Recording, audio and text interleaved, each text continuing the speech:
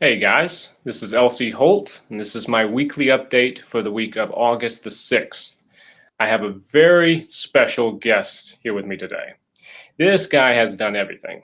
He's been an actor, he's been a model, he's been a writer of prose, a playwright, a writer of comic books, which is one of my great loves that we'll talk about, I hope, today. He's also a film director. He adapted one of his own short stories into a film just a couple years ago. But he's probably best known as the Chatterer in Hellraiser and Kinski in Nightbreed, Mr. Nicholas Vince. Nick, how are you doing today, sir? I'm doing very well. I'm doing very well. It's very hot over here. I have got a fan in the corner. But it's just not. It's very hot here too. I mean, where I am in the southern United States it hasn't been this hot in a while. So I think it's just a heat wave going around the world, isn't it? I seriously, I mean, typical British Englishman, I'm talking about the weather to begin with, but seriously, hottest summer we've had over here for 40 years. They are getting up to over 40 degrees. So we're talking about 110, 115 degrees in Europe. That's unbelievable. It's 42. Spain is getting it really, really badly. So basically, we're getting all the warm air. See, this is like Groundhog Day. You see all the warm air moving up through Spain. We're at the very, very tip of it. It's still really warm here, but thank God it's not 40 degrees. So yeah. But apart from that, I'm fine. Thank you very much, Elsie. Excellent. And we should also say that we have a little bit of a history with this sort of thing because I was on your show about, what was it, a year or two ago? It's been a little while. Yeah, it's when you hadn't quite finished the film. Yes, and and the film's coming out in October, Spiritus, so it's been, yeah. I think it was right before it premiered, so it's been about a year. Yes, yeah, that was it. So what is it like now on this side of the interview of Google from Google Hangouts? It's fun. It's good. It's painless so far. This is just me being my usual. But as I was saying earlier on, it's just weird. I keep on wanting to click things to make sure adjust levels and so on. I can't. That's not happening. You're doing all those things. I'm just going to hit my microphone. You're doing all those things. So yeah. I can relax a little. That's right. You just sit back and we'll just have a little chat. I think right up front, there's so much we could talk about. We were actually talking beforehand that, this could go on for a while. So I want to jump into something that I think people would be very interested in, and that is where you started out. Now, were you an actor who became a model? Were you a writer who became an actor? What was the first step in your career? Yeah. So basically I was at drama school. Which strictly speaking came first. It would have been within a few months. So basically the modeling that I did was for Clive Barker, Dave McKean, John Bolton, the comics people should know those two names. And basically what happened was I was at drama school. Simon Bamford was in the same year as me at drama school. And sometime after I left, probably I must have been invited to a party in Crouch End. And Clive was there. Clive Barker was there. And he, we got on very well and said, would you like to come around and do some modeling for me? And that's kind of where the modeling started. So those were kind of running in synchronization with each other. I'd known Clive probably about a year after graduating. And then I was getting what we have an actors union over here called Equity, and in those days you couldn't act professionally unless you had an Equity card, so you had to be part of the union. So it took me a year or so to get the Equity card. In fact, I know I can trace it back to the moment I found out when I got the job, because the Tudor ship, the Mary Rose, came up from underneath the water. So because I remember watching that live on TV and then telephone ringing and they're saying, yeah, you've got a job. And that was just huge. Obviously this is a long time before Hellraiser. Right. So then that's that acting. Then there's Hellraiser. We're going to talk about comics later on, and writing. That all came later on. Well, kind of. No, writing did kind of happen just after Hellraiser. Okay. So now Clive, did you met him in theater school? I graduated, and it was literally at a party. I reckon that Simon must have invited me because I think Simon was there. I mean, basically, our drama school was in Crouch End, and I know it was but I'm pretty certain I graduated. Yeah, in fact, I know I graduated. Yeah, in fact, definitely about a year or so after I graduated, and just as I say, just happened to meet Clive at a party. Now, was Clive at this point? I know his career sort of progressed. He did a lot of theater, and he was an artist. Had he already begun his short story career? Had the books yeah, I mean, basically, Clive started theater and making films when he was at school. We were talking about this the other day, and in fact, Doug Bradley was mentioning that the last time when I was in Texas, we were doing a at Texas Frightmare, and he was pointing out that basically Simon said it was the headmaster. I thought it was the teacher who had said, or possibly anyway, a teacher or headmaster at Clive's school, Quarrybank, really just encouraged Clive and just let him do whatever it is he wanted to do, and he'd done that for another Liverpudlian previously, and that was John Lennon. Oh, interesting. Yeah, before Clive's time. But it's the same teacher, same head of the school. Wow. So yeah, Clive was doing that, and I think, and so basically he built he formed the dog company. Clive had seen Simon at drama school do a performance. He was playing the fool in King Lear, and then Simon joined this fringe company called the Dog Company. And I think he went with them to Edinburgh at least once or twice with shows, doing Clive shows. And then Clive then, basically they weren't making any money as a fringe company. So the fringe company dissolved, and Clive, who had been writing all the time, I think had been writing short stories, concentrated on his writing. And then the Books of Blood were the Weave World is the first novel. I can't remember the timing of Books of Blood. I think Damnation Game came out before Weave World. Yes. Yeah, Damnation. Yeah, so I think it's Books of Blood, Damnation Game, then Weave World, and then or the other way. Yeah. Anyway, so that's that comes back to the modeling. So basically, I modeled for Clive for the covers of the Books of Blood. If you go to Clive Barker Revelations website, they've got a gallery of all the different versions of the Books of Blood. And I was looking at these the other day. They're fun. And so there's a portrait of me with my head all open, with syringes dropping into it. And yes, I know that cover. Yeah. And that's me with my inimitable grin, with naughty bits floating below me. There's that one, and you can see me on the front cover of the first volume. I'm bottom right of the cover, holding up a photograph of Clive with a knife stuck in my head. So that's kind of the modeling I did then. And then much later on, when I got into comics and I met John Bolton and Dave McKean and so on, they asked me to model for their comics. So I did Cages. Sorry, we've moved off Clive and we've moved back to me again. Clive had, so I think that's, and then obviously he moved on from doing the books to doing Hellraiser. Now that's a very interesting film. I've always loved Hellraiser. It's one of my all-time favorites because it's so unusual. Because it seems almost like people nowadays, if you watch that movie, you wouldn't understand how unusual and what an original vision that was. And so I know that Clive had done a couple films, one of which I know, I think it had several titles, but one of which I know of as Underworld. Yeah.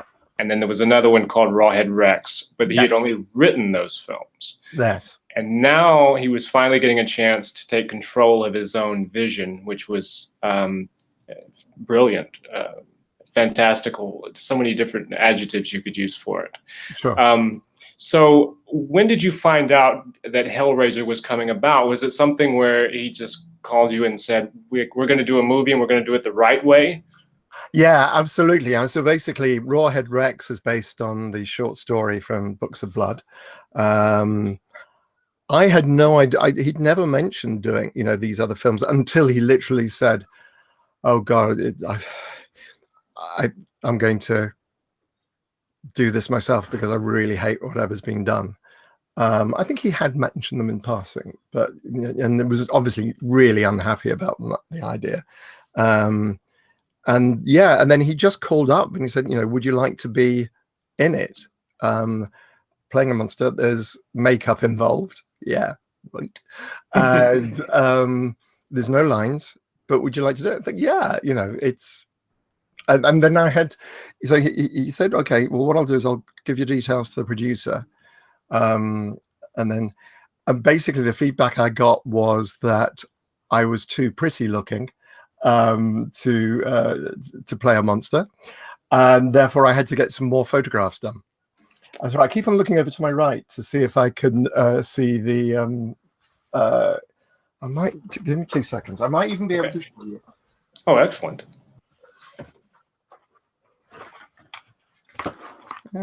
Yeah. So let me see if I can get them out of the bag. The young Nick? This is the young Nicholas Vince. They are. Oh, yes. So I was definitely I think the exact word was too clean cut boy next door looking. So put those down. So I had to get another set of, because in those days you literally had you physically had 10 by 8s. Obviously, this is way before the internet, folks. So when you applied for jobs, you had to send your 10 by 8 with the job, and usually put in a return envelope and hope they'd actually return the photograph to you. And then, but I had to get these new 10 by 8s done. And I remember I had a cold sore, a large cold sore on my lip, and the photographer wanted to take it out, to scrape it out. And I said, no, leave it in. It looks as if if I've got a bruise, if I've got a bashed lip. And right. I slicked my hair, I slicked all that hair back and had it against my skull and so on. And eventually I got the phone call from Clive saying, yeah, we definitely want to offer you the role.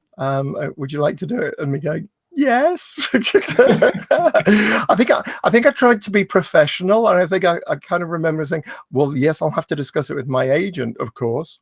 But yes, I want to do it, Clive. That's fine. Then put the phone down and just leapt around the room saying, yes. So yeah, that's kind of how it came about.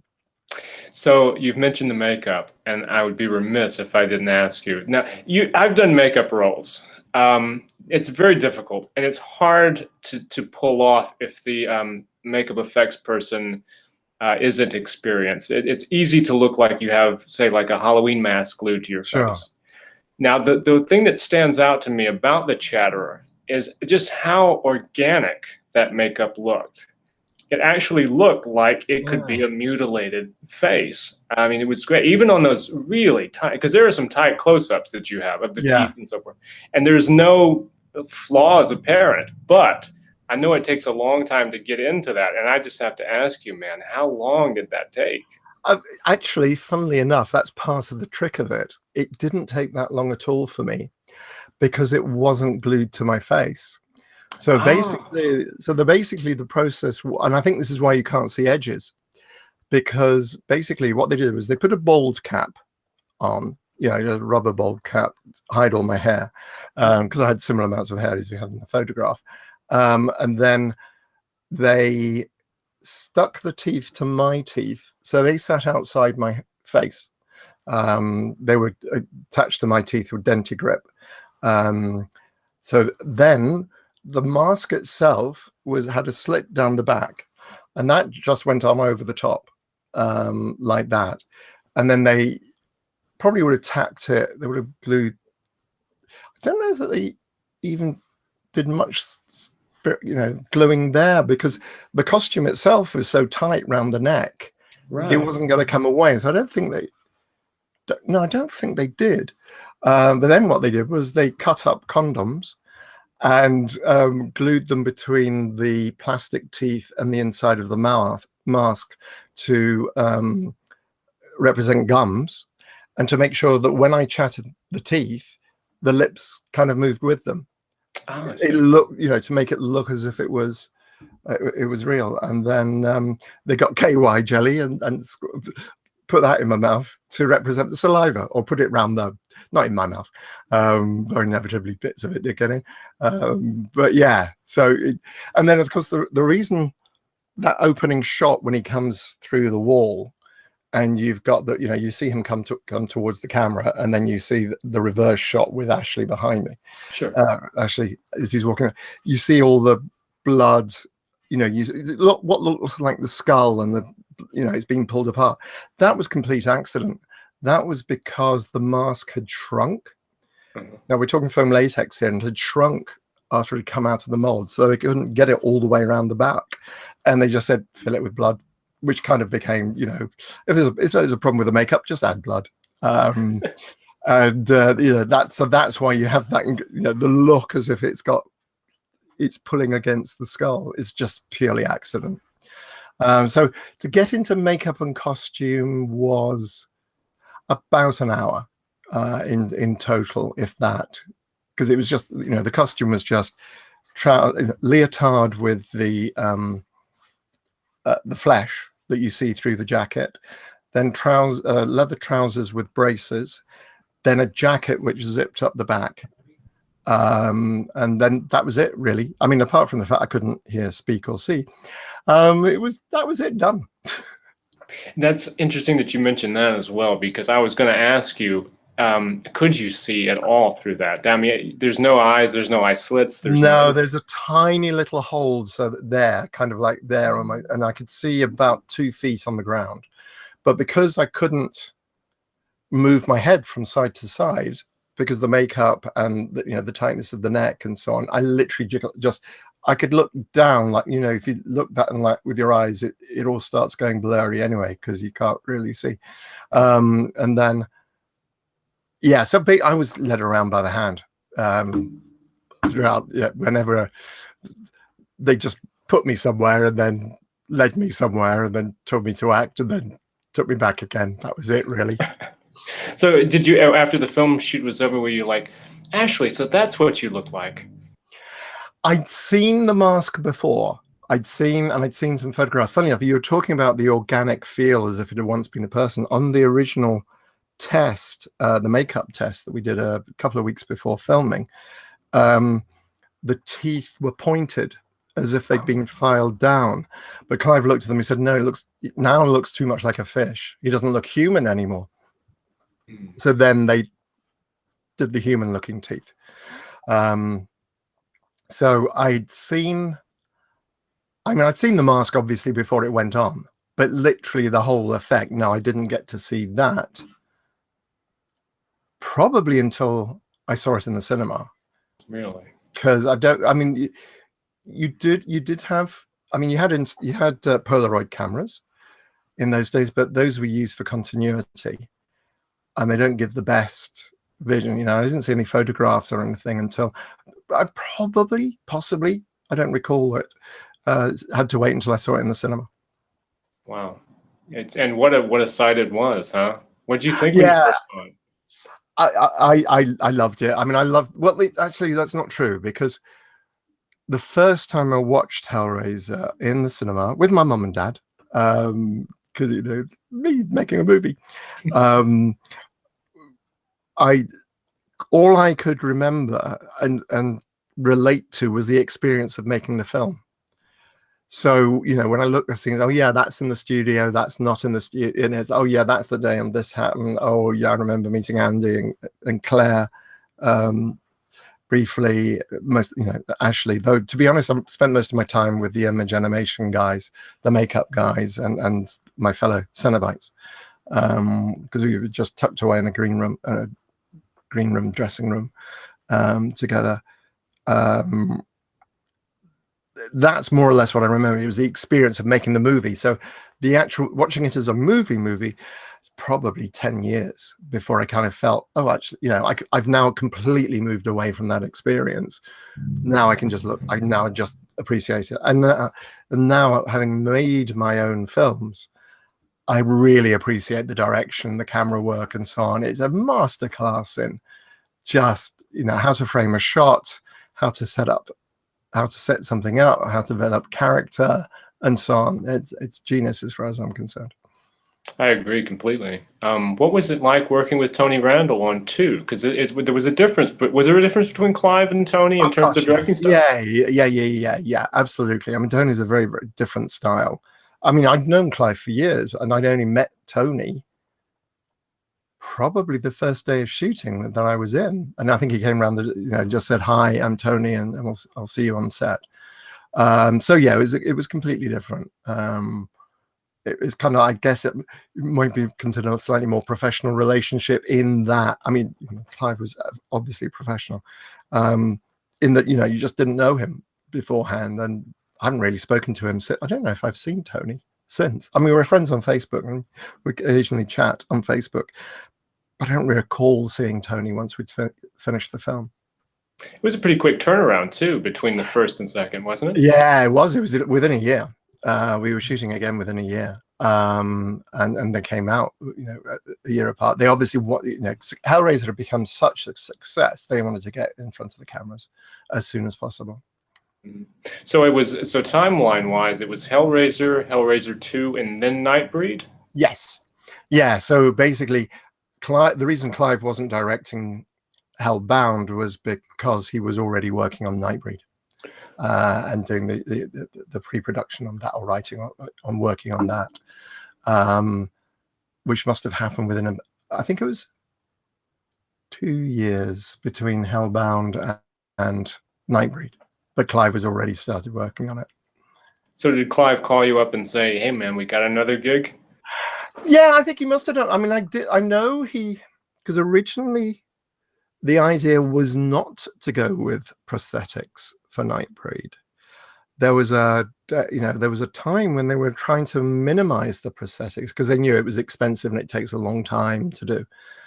And I remember going into possibly Pinewood or Shepperton, one of the studios, for a day, and wandering around in a loincloth while people painted me and painted swirly design, and just painted me all over and painted designs, and to see what they could achieve without prosthetics. So yeah, but then obviously they decided that wasn't going to work. It wasn't, you couldn't get enough of a weirdness. You couldn't get enough of the idea that these were proper monsters just by painting on people. Yeah, and then I don't know. I assume he must just have come up in conversation saying, "We'd like to be in, this is the part I want you to play in the next one," which was great of him. I'm incredibly grateful to Clive because he was, remained really loyal to his friends, and gave me 3 great films in which to be part of. Yes, and they were all extremely memorable films. I mean, I remember when I saw that was Hellraiser. I saw the film first, and then I read the novella, The Hellbound Heart. With Nightbreed, I actually read the novella Cabal first. Right.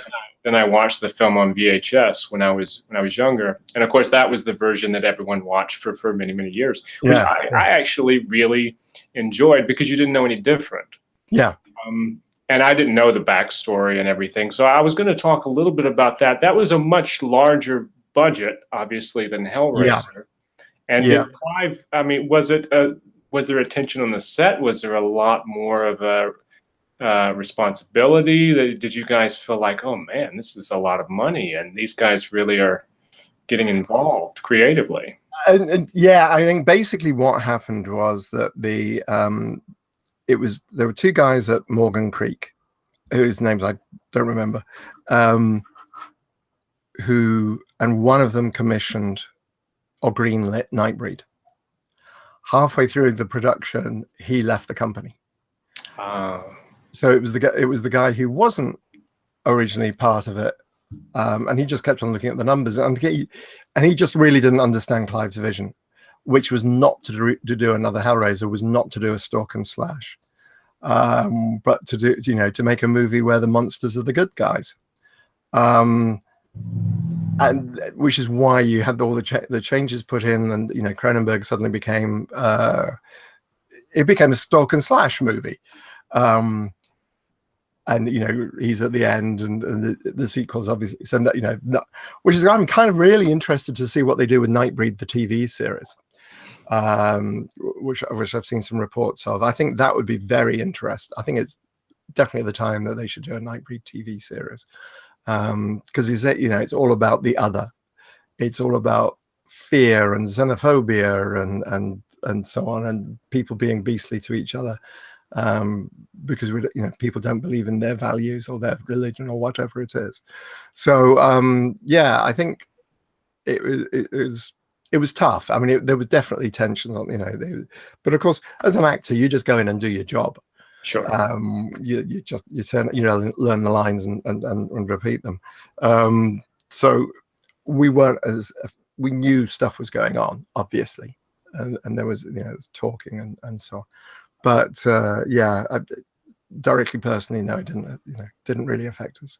It was the producers and all the money people that really had to deal with the problems. And Clive, of course. It was really stressful for Clive. I imagine so. And that was one of the things I remember as a teenager. Cabal, the novella, was so interesting to me because I really understood the theme of the monster, and then the police and all of the people who were generally portrayed as being the heroes who come in, with the cavalry charge and save the day, were sort of like the monsters, victimizing these people who were seemingly ghastly, but actually just trying to make a place for themselves in the world. Yeah, and that was very. It was kind of touching in a way, that novella. I don't know why it struck such an emotional chord for me as a young man, especially, but it certainly did. I think it's interesting. I mean, generally speaking, it's the one where people who may be considered slightly. We were talking before the show about the guests you're going to meet at your yes, about Jason, goths. Yeah, goths, Jason Baldwin, and so on. And I've had people walk up to me at conventions and say about Nightbreed that this is the one that helped them through their teenage years, when they felt, I mean, that's part of being a teenager. You've got a body that's constantly changing and doing all these massive hormonal urges, etc., and you're trying to work out who the hell you are. And therefore, because you don't know, then it's really hard for the world to recognize, treat you in a particular way. So a lot of gay people have come up to me just to say, this really helps. That there is a place for, I was always referred to as a monster, or made to feel I was a monster. There was somewhere there the monsters could go. So I think it's had it has had an effect on an awful lot of people. Yeah, I think Midian is an important place to a lot of people. So important, in fact, that they worked very, very hard for many years to bring about the Cabal cut, which I saw recently. Yeah. And I tell you, when I saw that cut, it really brought back memories of my first time reading the novella, because it's very true to the written story. Yes. And so what did you think that would ever come about, that after all these years, Clive would get his director's cut actually released? No. I mean, no, the first... I mean, basically, I think Russell Cherrington kicked it all off with finding the work print of Nightbreed, which he then took with and worked with an editor to create Jimmy, to create the Cabal cut, which we then took out on a roadshow, just to kind of bring people back into notice and getting people saying, okay, this is what it could have been if only they could find the original footage. And then there was Occupying Midian, with Clive Barker cast got very involved in promoting that, and I think 13,000 people signed the petition. But I think it was through the Cabal cut and the fact that it was, Russell took it on the road and showed it. There was a lot of interest, a lot of festivals and so on screened the Cabal cut. And I think it just kind of brought it back to the surface until somebody just said, oh, yeah, we've got the footage somewhere in the Midwest, I understand, in a warehouse in the Midwest. Yeah, we've got the original footage, which was supposedly lost. And then that was then, redone as the director's cut with Clive overseeing it. So, yeah, I mean, until it happened, I had no idea that it could possibly. I mean, when we were doing the Cabal cut, really until the moment that the news broke that they'd found the footage, I just assumed that it would be the Cabal cut that people would be able to see that was closer to Clive's vision. But then, of course, we got the director's cut. Right. And I remember reading, it really excited me when I was younger, that there was actually, the intention was to have a trilogy, a Star Wars of horror. I think Clive called it once. That would be a trilogy of Nightbreed films. I'm kind of curious if any of that will work into the television show. I don't. To be honest, I didn't see script. I mean, it was such a tortured production. Nobody ever talked to me about a second movie, and and it just did so badly at the box office that nobody spoke about a sequel. It was, obviously when we were filming, it was pretty obvious it was set up to do a sequel, but I've never seen any material. Clive's involved in the Nightbreed TV series, I understand. So I assume, yeah, at least I hope he is. Crazy if he wasn't. Yeah. Then yeah, so I think so. Hopefully, you never know. Who knows? So when it came time for you to begin writing the Nightbreed comic books, so you were just coming up with your own stories? It wasn't based on anything Clive was going to do with sequels. It was no, not at all. I'm just swinging around. Oh, that's interesting. I can't see the book that I was looking for, which normally sits on the shelf. I wonder what I've done with that. There was a book called The Nightbreed Chronicles. It was edited by Steve Jones, which is basically they'd taken, Clive had written brief biographies for all the characters, the main characters, and a lot of the subsidiary characters in Nightbreed. I had a chat with, when I knew I was going to I was writing episodes, I was writing issues of the comics. I had a chat with Clive. I said, well, what would you like me to do? And he said, well, it'd actually be really interesting to bring back the original characters from the movie, because the Nightbreed comic series had started with the film adaptation over, I think, the first 4 issues, and then Dan Chichester had taken it off with completely new characters. And Clive said, we got the rights. It'd be really interesting to know what happened to Peloquin, to learn more about Peloquin and Kinski and so on. And I said, Clive, we've got, by that stage, the Nightbreed Chronicles had been published. And therefore, basically, I had a Bible of characters that I could choose from. But yeah, no, the whole idea, the ideas for the stories themselves. I just played around with played in Clive's garden, basically. That played around in the world that Clive had set up in Cabal and Nightbreed, and just kind of like, okay, well, this is where this is where it's happening, and let's just start following things to logical conclusions, follow characters, stories, and so on. And let's get Laurie and Boone and together and so on. So yeah, I do remember I asked Clive if I could finish off because I was suddenly told if I could kill off the comic series by killing off the character. He said no, because I may want to do something with him one day. Fair enough, it's yours. I just thought I'd ask. I'll rethink again. So I did kill him, but he came back to life again, because nobody ever really dies in horror movies, as Russell Cherrington always points out. Yeah, nobody ever really dies in a horror movie. Anyone can come back in a horror movie. Exactly. And in a comic book, for that matter. And in a comic book, yeah, in a different universe. Oh, no, alternate universe or something like that. Yeah, absolutely. So, yeah, I just went in and played, basically. So let's talk for a moment about your work in comics, which is fascinating to me. I've always been a comic book fan. I remember actually reading those very comic books that you were referring to. Wow. And so what drew you into that world? Because that is a world unto itself. It is a world unto itself. It's the usual thing. Something happens. I'd been writing. Anyway, I'd written short stories. I'd written a short story had 2 published short stories by the time Nightbreed came around. One of which was a Chatterer origin story called Look See. And then I'd written one called The Beast in Beauty. And those have been published. And I was really getting into writing and so on. And when we were making Nightbreed, they announced the Hellraiser series. And I said, and I'd known Neil Gaiman since the Hellraiser days because he was often around on set, and he was a really, really good friend of Clive's. So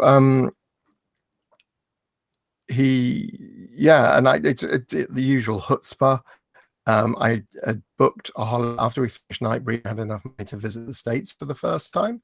So I went into New York, then flew across to Los Angeles. And when I was in New York, I got Dan Chichester's name for the Hellraiser comics off Neil and just turned up at the Marvel offices and announced myself and said, would it be possible to see Dan Chichester?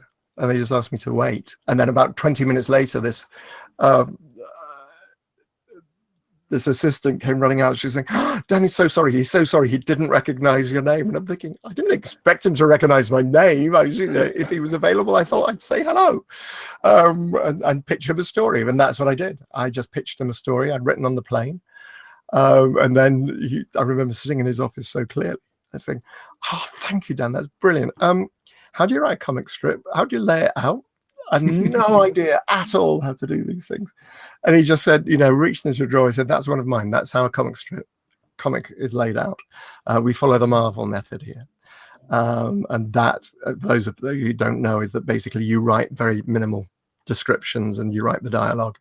And then that gets passed over to the penciler and then the inker and the colorist. And when the inks are done, off the top of my head, or is it pencils? When the inks are done, then you get the proofs back to try and fit your words into the panel that's been left by the artist. Right. And rewrite it to make sure it all fits. And then I remember I had to, so comics are done monthly in the States. In the UK, they're done weekly. So once I'd done the Nightbreed and the Marvel comics, and around about the same time, I started writing for Marvel UK, a title called Warheads.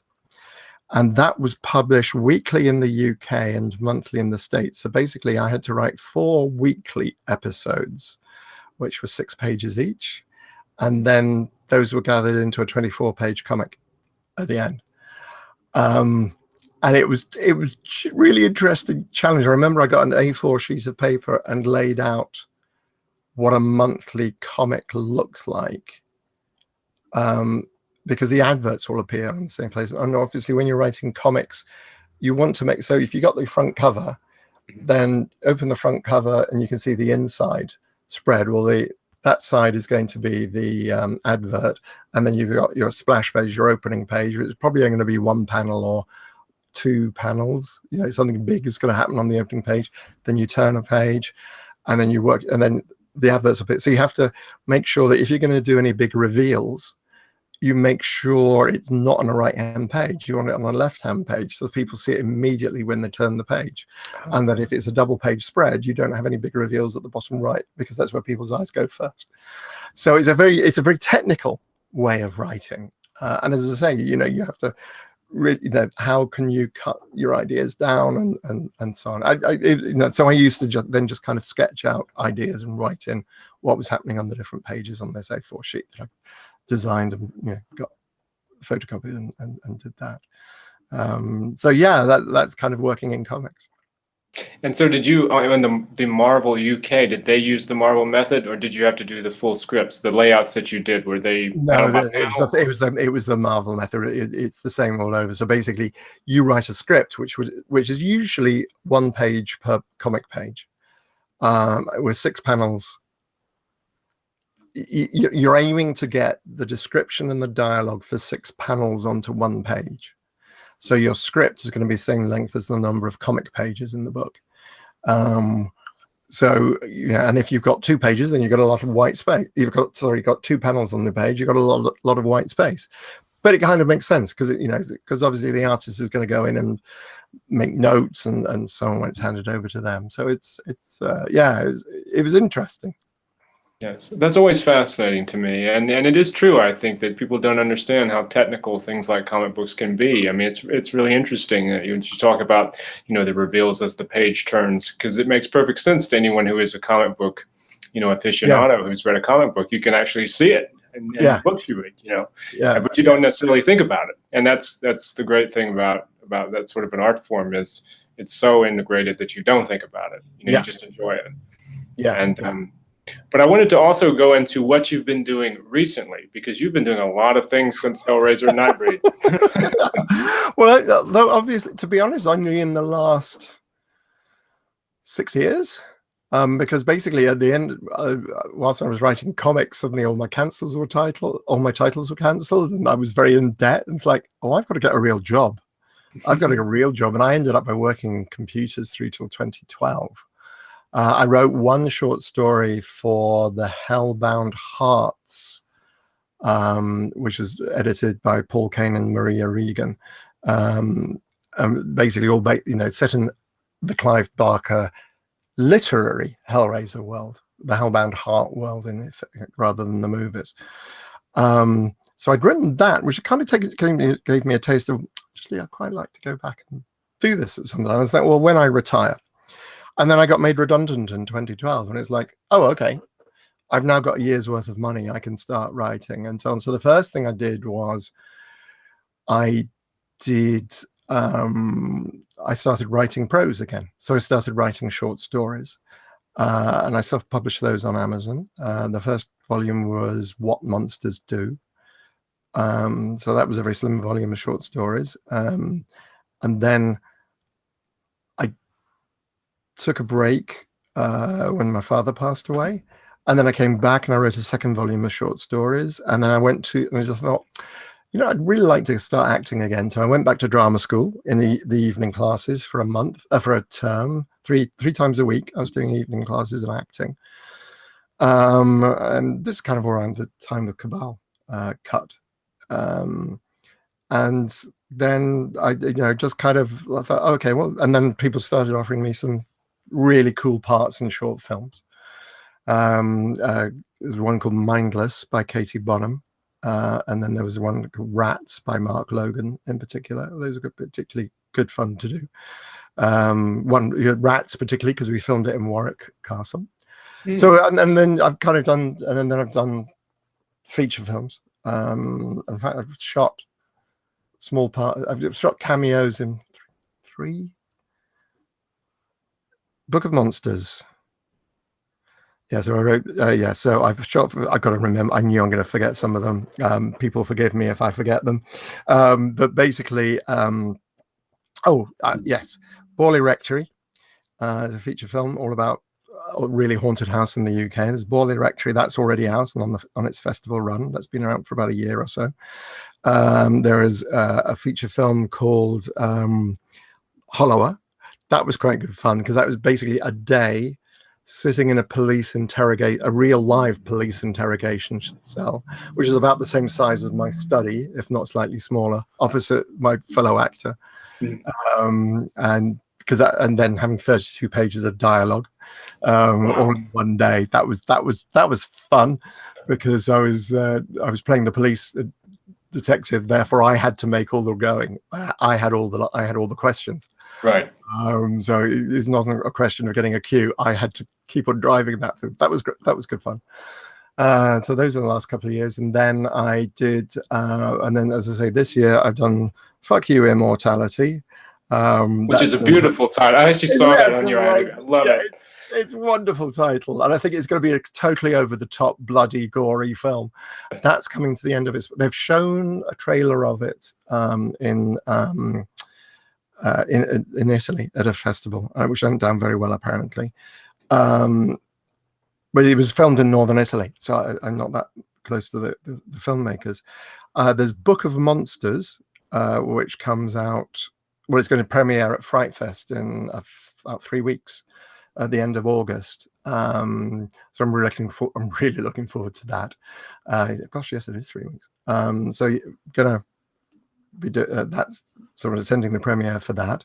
It was a really nice role and so on and that. Then this week I was filming For We Are Many. The wraparound segment is an anthology film. So I'm standing on the east coast of Scotland in the wind and the rain, holding a 300-year-old Bible. It's a really heavy book. It's just at least half a dozen pounds. It's really, really heavy. Doing that, and so Heckle. Got another film that's in post-production as well. That's fun because it's got Clark Gable III, who is Clark Gable's grandson, and who does Cheaters on American TV, hosts Cheaters. Pop singer Toya Wilcox, she's in it. And I don't think Americans would necessarily know that we have a program called Love Island over here, and it's called, and it was won by a lady called Danny Dyer, D-A-N-I, Danny Dyer, and she just won it, and she's in the movie. I haven't met any of these people because they're all on different days to me. It's the usual thing. But yeah, so and then of course I've been writing, directing my own short films. I've done 3 now. The first one was The Night Whispered.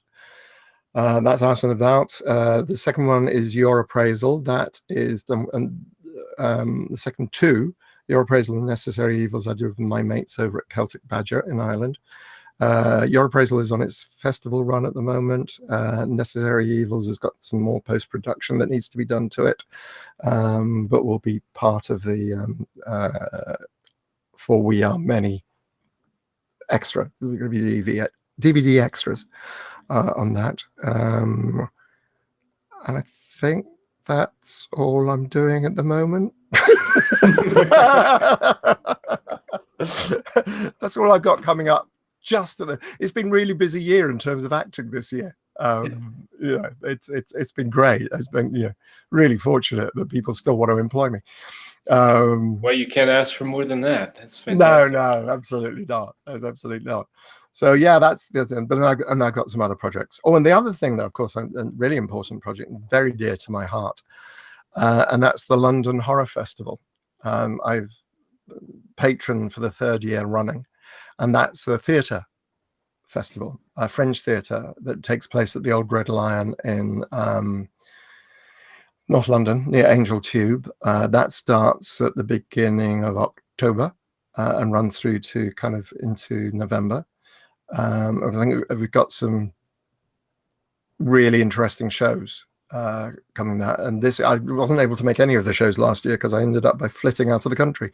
But this year I'm actually going to see, hopefully getting to see an awful lot of the shows. But yeah, I'm really, because I think you mentioned I'd written a play. It was actually, the short film isn't an adaptation of a short story. The plays are adaptations of the short story. 2 short stories, the name of which entirely escapes me. The one's called one of them's called Green Eyes, and the other one is Gaslight, or Tunes of the Music. Sorry, Tunes of the Music Hall, inspired by the film Gaslight. So yeah, I did those. I haven't. So that was about 3-4 years ago. So I haven't written any theatres, but I would love to write some more theatre stuff as well. That's fantastic. I love Fringe Theatre. I mean, I was a part of it. I think we spoke about it on the interview you did with me, and that's many years since I've done theater, but I love it, and especially when I mean, we were literally just in a basement. Yeah, what we refer to as black box theatre. And I was talking about this whilst I was away up filming this last week, and how much fun I'd had with it, because I made an entire audience jump at the word horseradish.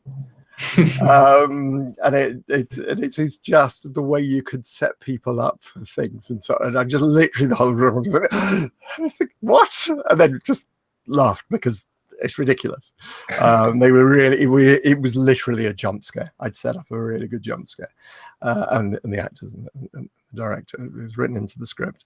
And I love the fact that, you know, you can do things. Funny enough, the reason I was talking about Green Eyes was the short story, in that a character throws a cat on a fire. In his imagination, I should point out to it before anyone starts getting really upset. I'm not a complete monster. But of course, you've got to be able to recreate that on stage. And you can't really have a cat on stage. And if you have a furry cat, you know, you have a replica cat, that's going to look odd. Mm-hmm. You know, and everyone's going to say, that's a replica cat. So what we did was we had a round cushion, a round orange cushion, and the characters all treated it as if it was a cat. And then when it ran off stage, one of the characters literally just bowled this round cushion to the back of the stage. And I think in theatre you can do that.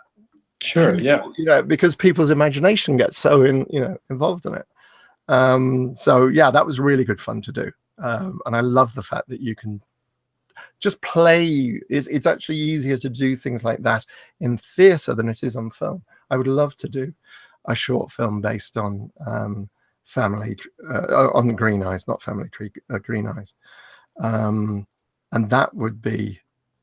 And I've got my dream cast, but I've never written the script because I think it's going to be really hard to do a dead cat. It's really hard to show a cat being thrown on a fire in a short film, and it's set in winter during snow as well. These are two good reasons for not doing this film. Right.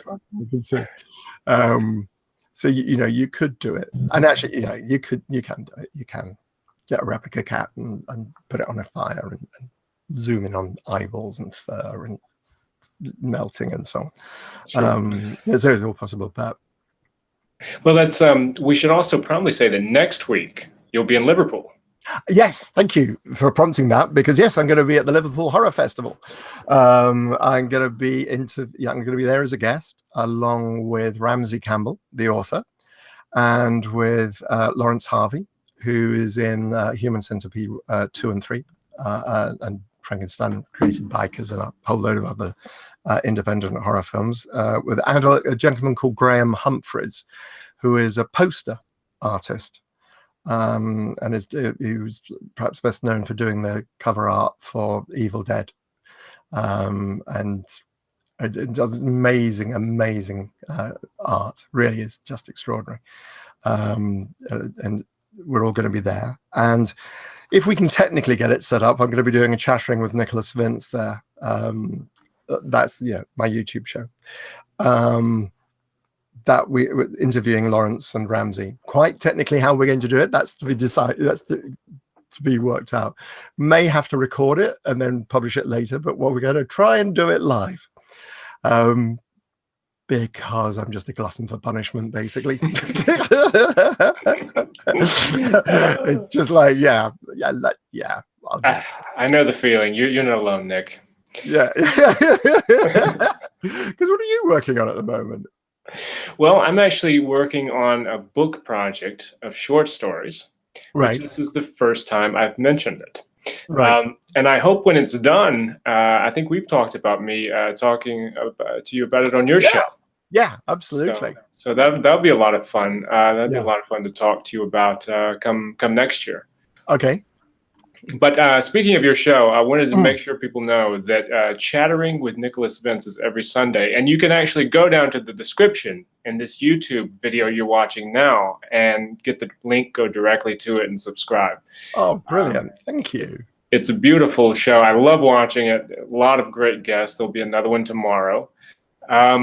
But I guess it's getting about that time, Nick, unfortunately, to start wrapping it up. I want to thank you so much for coming on this program and talking to me. It's my pleasure. And I hope you had a good time. I had a very good time. I didn't let you get a word in edgeways, I don't think. No. No, I want to hear your stories. We have plenty of time for mine. Okay. I just suddenly thought I just did my usual thing of going off and giving the shopping list. Yeah. No. Well, next time I'll just ramble. I'll go on. You do all the talking next time. Yeah. We'll just trade back and forth. Yeah, absolutely. Well, again, thank you so much, and I want to thank everyone for watching as well. It's been a really fun time here with Nicholas Vince, my old friend, and so I want to tell everyone, please take care of yourselves. Tune in next week, and I will talk to you then. See you later. See you later.